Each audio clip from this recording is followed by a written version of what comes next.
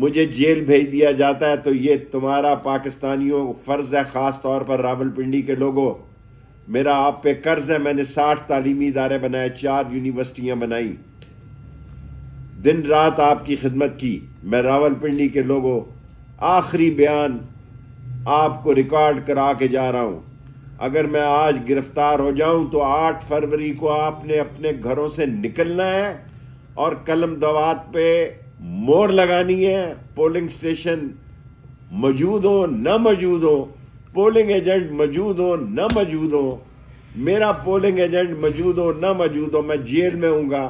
حلقہ 56 اور 57 سے راشد شفیق کو قلم دوات کو کامیاب کرانا آپ پر فرض ہے۔ یہ پنڈی کی عزت کی لڑائی ہے، یہ پنڈی کی پگڑی پر داغ نہ لگنے دینا۔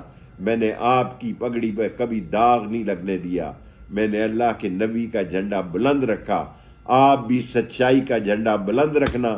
اگر ہمیں گرفتار کر لیا گیا تو یقیناً ان کو معلوم ہے کہ ہم بہت بڑی کامیابی سے 56 اور 57 میں قلم دوات جیتنے جا رہی ہے۔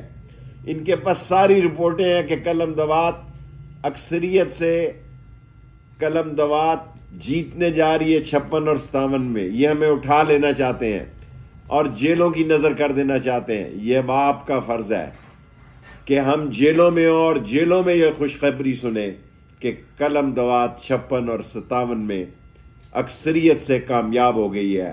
اللہ اور نبی آپ کا وارث ہو۔ پاکستان زندہ باد، اسلام زندہ باد۔